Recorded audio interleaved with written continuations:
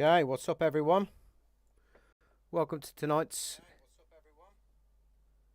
House of the Dragon Season 2, Episode 1. Absolute max hype. Hope everyone's good. If you're joining us in the chat, great to have you with us as always. Welcome to the channel, and welcome to Season 2 of Hot D. And it started out pretty good. Yep, some really top stuff we've had in the opening episode. Some really top acting, cinematography on point, dialogue's decent. I just think the only thing that it's let down by is that ending. As a book fan of Fire and Blood, they didn't do it justice. But that's not to say that it was a bad episode, because it had plenty of highs. The CGI, the acting, the heraldry, the costumes. My God, there was so many positives to take away from this.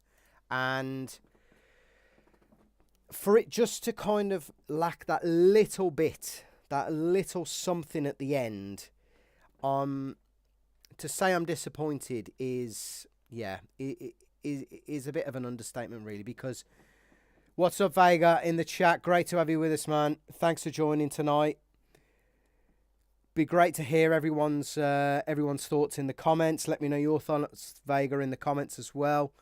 I want to hear your thoughts about the episode as the whole and that ending as well, because I think it's by the looks of a lot of reaction videos, it's really tying. I think it's tearing the fandom apart. A lot of people are, and I think this is probably normies versus book fans. They're being torn apart. I was watching a Preston Jacobs live stream earlier, and pretty much 99% of the comments around Blood and Cheese was that it didn't do it justice. And I can agree. I've watched it again tonight, and yeah, it's no better. But that's not to say that the episode was bad, because we had some. We were back in Winterfell. I mean, what more do we want? We were introduced to new characters. We had some absolutely fantastic acting by Aegon II. I think he was the star of the show in episode 1. My favourite scene was back in Winterfell with Cregan and Jace. And I really hope that that isn't all that we get this season. I really hope that we get either flashbacks to that point, or we get more discussions with Jace and Rhaenyra about what him and Cregan discussed in the North. I was expecting a lot more of Winterfell, but hey-ho, what we got was fantastic. Lots of different callbacks, lots of lore, lots of backstory. I thought that was really good. We even got a nice little tip of the hat to the White Walkers. And yeah, I thought Winterfell and the Wall were on point. I thought they looked exceptional. So we won't go through the whole episode, but I think we'll just look over some key scenes. A couple of things I do want to discuss tonight is firstly the opening credits, because what we've got is some really interesting, particularly this scene here, this kind of image here. Yeah, brand new opening credits. I thought it looks really good. I think it's a lot. I wouldn't say it's clearer, but it looks great, and it looks on point as did last time. I didn't think there was a problem with the opening credits last time. I thought everything. Yeah, I thought it went quite.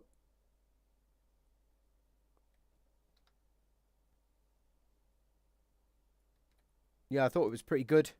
Sorry, some technical issues tonight with the voice, with the audio. So yeah, I thought it was pretty good. It's great that they're introducing a lot of these different pieces of lore from the books. I mean, this is clearly Azor Ahai from what we can see here. And if we shuffle on, I reckon this is probably Daenerys the Dreamer. It's showing a lot of the pre-Targaryen lore, even all the way back to the Doom of Valyria. And you could probably argue that maybe Azor Ahai was... Hang on, let's just go back a tad bit.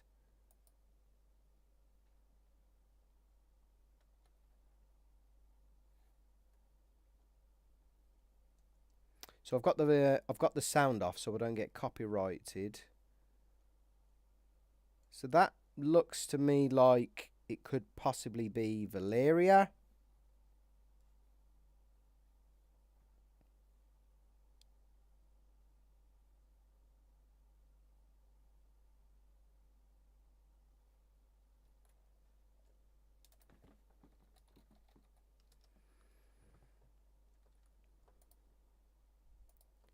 And what we've also got is, yeah, that's got to be Azor Ahai. What we've also got is references to potentially Daenerys the Dreamer there. Now things are going in order, and that's really a massive call out for me, because what's interesting is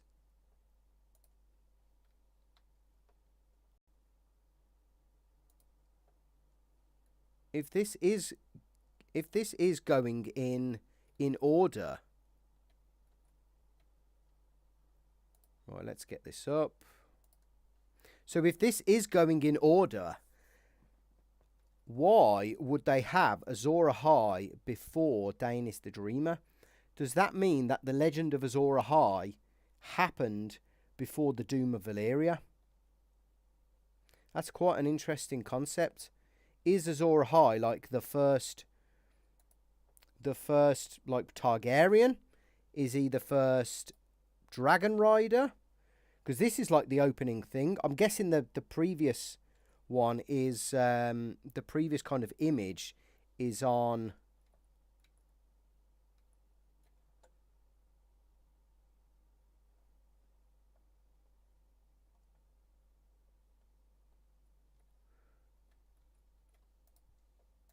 Yeah, I'm guessing this is on Valyria.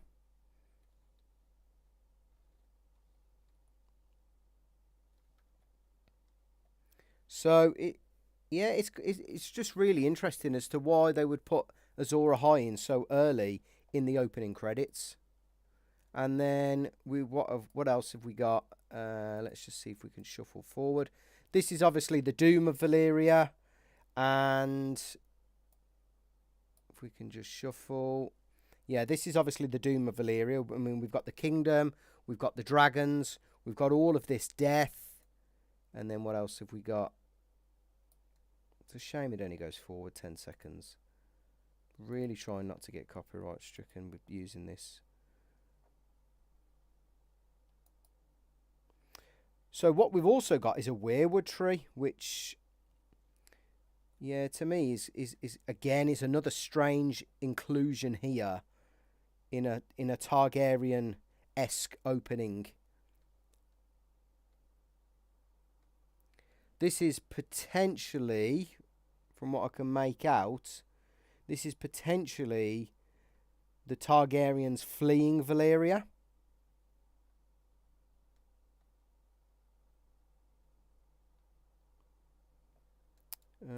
What else have we got? So that's the Doom. Don't quite know what that is. So is that... I mean, judging by kind of like fire and blood, that may be... That could be King Torrent, the one who... the king who knelt. So we get Targaryens. Right, so let's just try and get before that, because what we've got is, yeah, we got the Targaryen symbol.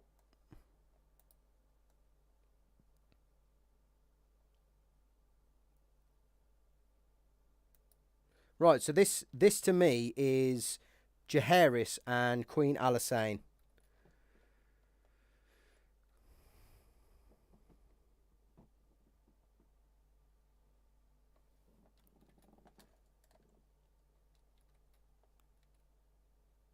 And what we're transitioned into straight away after is Jaehaerys, what we saw at the start of episode 1.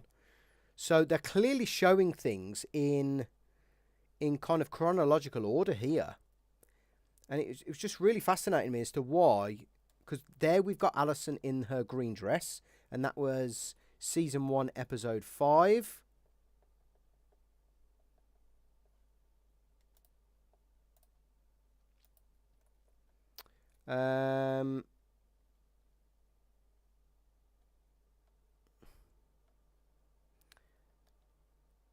Yep. Then we've got Aegon now, so I'm guessing that previous one had something to do with Viserys. I just thought the opening looked really cool. Really some really great new artistry there. Now, what we're met with straight away is those scenes in the north, and it was ever so interesting to have the guy who plays Cregan Stark do the voiceover straight away, and we just jumped straight into this whole Night's Watch Winterfell backstory piece of lore. I thought that was really cool.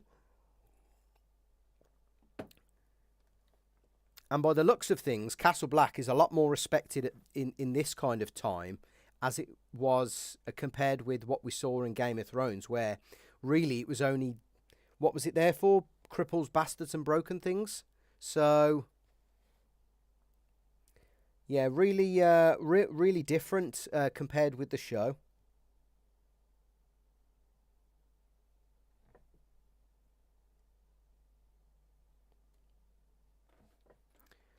And I thought this was an interesting concept. 1 in 10 of the Starks have to basically pledge themselves to the Night's Watch, and I thought that was really a cool concept. It's a shame that that's kind of not filtered down, and it's not the case for anyone, or it wasn't the case during Game of Thrones. So whether that's a retcon or whether that's George Martin kind of shoehorning that in for that sort of information or legacy decision to be carried on later on into the books, because we haven't heard anything like that in the books yet, or in the World of Ice and Fire, or in Fire and Blood, I don't think. But then we'll meet the boys, so we've got Cregan Stark and Jace. But I guess the scene I want to talk about is when they're talking beyond the wall, on the outpost. And what we're given here is some great backstory around King Torrhen, the king who knelt, and Aegon the Conqueror. We're also given the fact that that little tidbit to Jaehaerys, who was the old guy sitting on the chair right at the very beginning of episode 1 in season 1. And him and Queen Alysanne, they came to the wall. And I just thought it was great that they included the fact that the dragons couldn't cross the wall.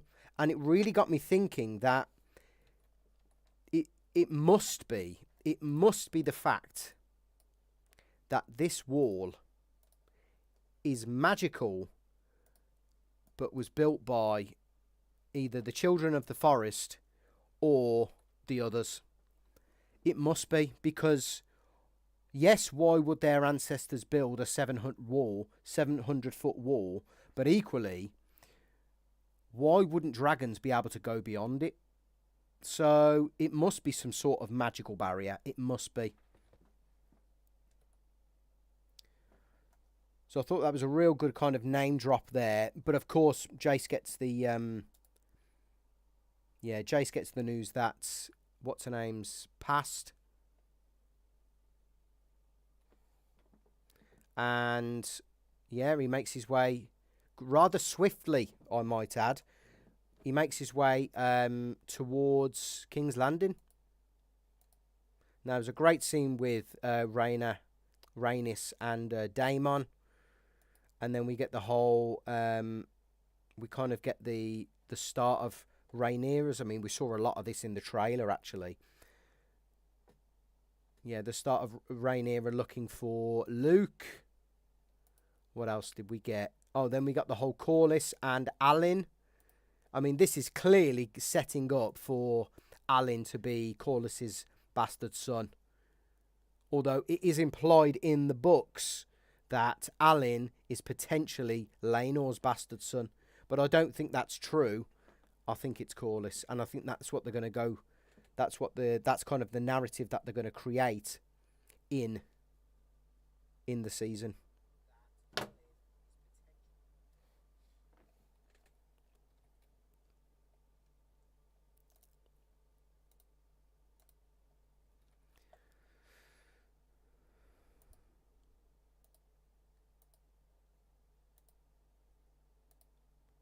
Right, what else have we got? I mean, just the imagery is just fantastic. Lots of member berries in this episode. The Scorpions taking us back to seasons 7 and 8 with with Daenerys' dragons. If I'm honest, the less I can be reminded of season 7 and 8, the better.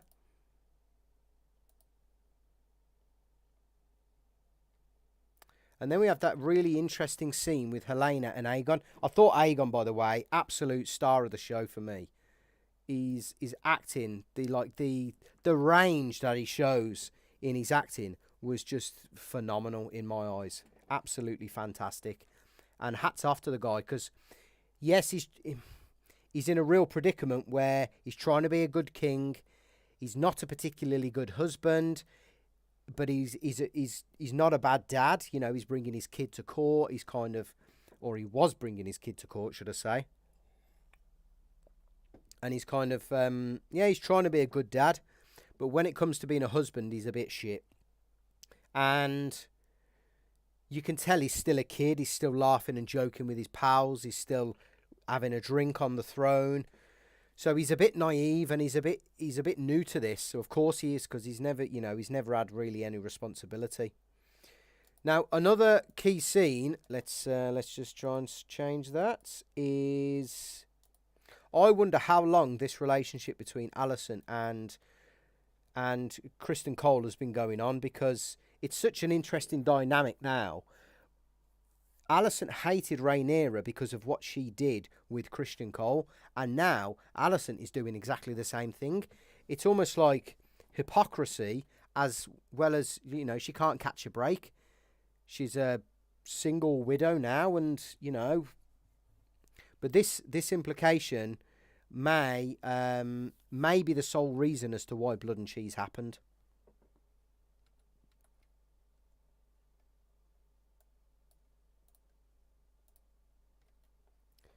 So, what else have we got? So we've got that scene. Then we've got the subtle hint of the rat catcher. This guy here. Remember him from the end of the episode? And then we get the great council scene with Tywin Lannister and the boy, Jacaerys, or Jaehaerys, I think his name is. Let's have a look at the family tree.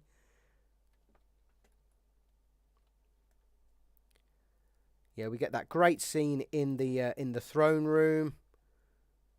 I thought it was really funny. Then we get this really interesting scene with Larys Strong. We haven't really seen much of him towards the back end of season 1, so it'll be interesting. It's kind of, I don't know whose side he's on, right? I think he could be playing all sides here, and he could be keeping his cards close to his chest as to, is he neutral? Is he Team Alicent? I still don't know. I mean, it implies that he's Team Alicent here, but I think that's probably because, he's safe in their company at the moment. I think when shit hits the fan in King's Landing, he might change his tune.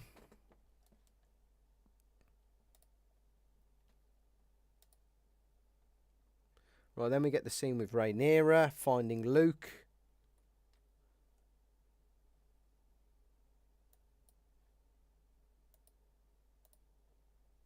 Yeah, I thought that was really well acted by Emma Darcy there, actually.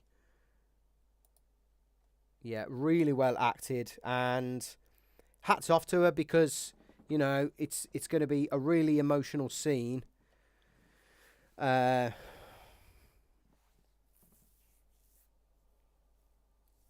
Yeah, it's going to be a really emotional scene for her. And it just goes back to what Rhaenys was saying. You know, she's found out her son's dead by Raven. So she needs to kind of figure this out for herself, really, and figure out what's going on and kind of try and start mourning in a proper way, as opposed to what Damon's doing, which is he's just shrugging it off and trying to forget about it. We get the Great Council scene. I thought that was fantastic. It's going to be interesting to see what happens with Otto. I think it's quite obvious that, I mean, obviously in the books he gets demoted but yeah, it'd be interesting what kind of other ploys he's got going on. Whether he's trying to really rally the other houses to Aegon's cause, or whether there's some other alternative motive. I think what we'll do is we're going to jump to...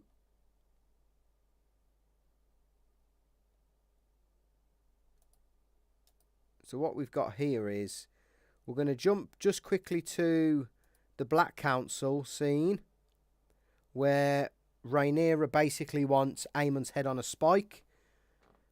Daemon's already made regards, though, to a son for a son. So that's where the episode title comes from. And then we have that cool interwoven scenes with Alicent in what is probably like the church. We saw a lot of this in season 1 as well. And that's interwoven between that and Luke's funeral, because they are Targaryens, so they do get cremated. Right, what I do want to do is jump to... So this is the start of Blood and Cheese here. What I was surprised about is they don't necessarily call out the fact that these guys are called Blood and Cheese, which I thought was a bit odd, because it would have been a great reference to the book material and to the fans of Fire and Blood. So we get them fucking about. I mean, the main thing for me is how on earth, or why on earth, are there no guards? Where are the guards this late at night? Yes, Kristen Cole is off bonking with Alicent, but surely he can't look after the whole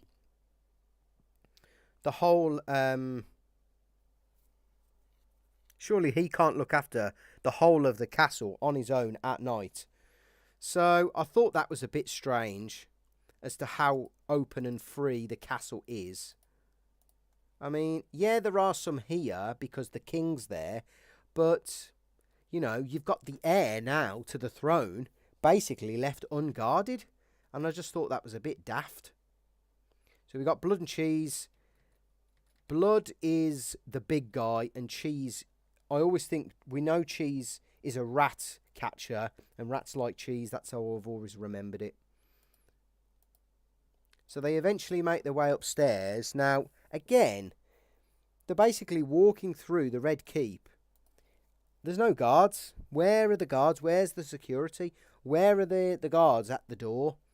One thing's for certain, in Game of Thrones, there was always guards, night or day, at Cersei's door, Tommen's door, Joffrey's door, anyone's door.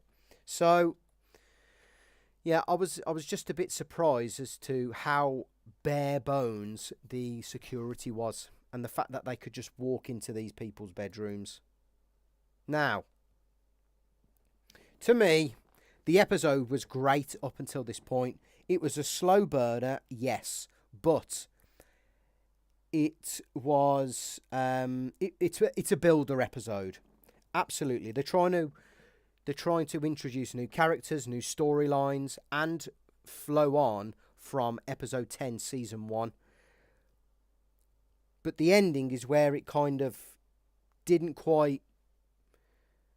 It wasn't at the standard that we came to know last season.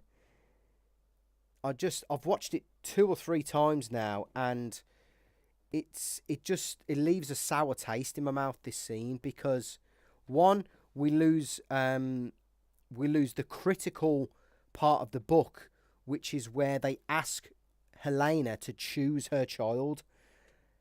For me, that's the fundamental part of this scene. The fact, not that he's a boy, the fact that she needs to choose, and she ends up choosing the wrong. Well, she ends up choosing A, and they pick B. Now, of course, in the books, she's got 3 children, 2 boys and a girl, and they basically ask her to choose between the 2 boys. But she chooses. Yeah, they kill the same kid in the book as they do the show here. But yeah, she's forced to choose between the 2 kids, choose between the 2 boys. So it was just slightly off for me, and they didn't land Blood and Cheese, and I'm exceptionally disappointed with it, if I'm honest. The rest of the episode, though, spot on. I'd probably give it a 7 out of 10. It was quite slow, but it had a lot of positive qualities, as we saw in the last season. I think one of the fundamental gaps in the season is going to be the presence of Viserys, because Paddy Considine did such an amazing job, and you can tell his presence, maybe because there was still referencing to him at the end of season 1, but you can clearly see that he's missing in this. That he was the piece that was missing in this episode compared with season 1. So yeah, I'd give it a 7 out of 10. I'm looking forward to episode 2. I hope more happens, because having watched it, 2 or 3 times now, I've watched it twice overall, but I've kind of skimmed through it 2 or 3 times as well. Not a lot happens, although it was still an hour long. So yeah, it was a slow burn. It was a builder episode, but it's gathering pace. War is imminent, if not, it's already started. I think the funeral in the next episode is going to be very emotional, and I think what is going to be the main discussion point amongst the fandom is going to be this Blood and Cheese ending. I'm not the biggest fan of it. I know a lot of people aren't the biggest fan of it that are book readers. So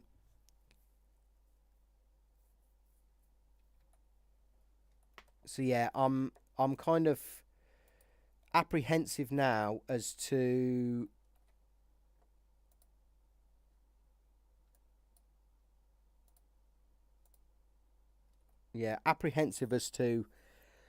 the rest of the show. I must admit, I personally don't think it started as well as episode 1, season 1 has. But we've got a lot of great scenes in this season to come. Rook's Rest is going to be fucking sick as hell. We've got the Battle of the Burning Mill. We've got the Dance of the Dragons. We've got all the dragon battles. And, we've potentially got Team Black and Team Green kicking ass as well. And the Game of Thrones in full swing. I think that's kind of all I wanted to discuss tonight, folks. If you joined us in the chat, let me know what your thoughts were on the episode. We'll be doing these every week for the next 8 weeks. We'll try and get them done on the Monday PM. And yeah, let me know what your thoughts were on the episode. Thanks for joining if you have joined us in the chat. And I'll catch you on the next live stream for House of the Dragon Season 2, Episode 2, next Monday. What I'll also try and do this week, if I can get some time, is put out a video on one of the key topics, probably be on Blood and Cheese. One of the key topics of the episode. So look out for that. Take care, everyone. Speak to you on the next one next week. Bye for now.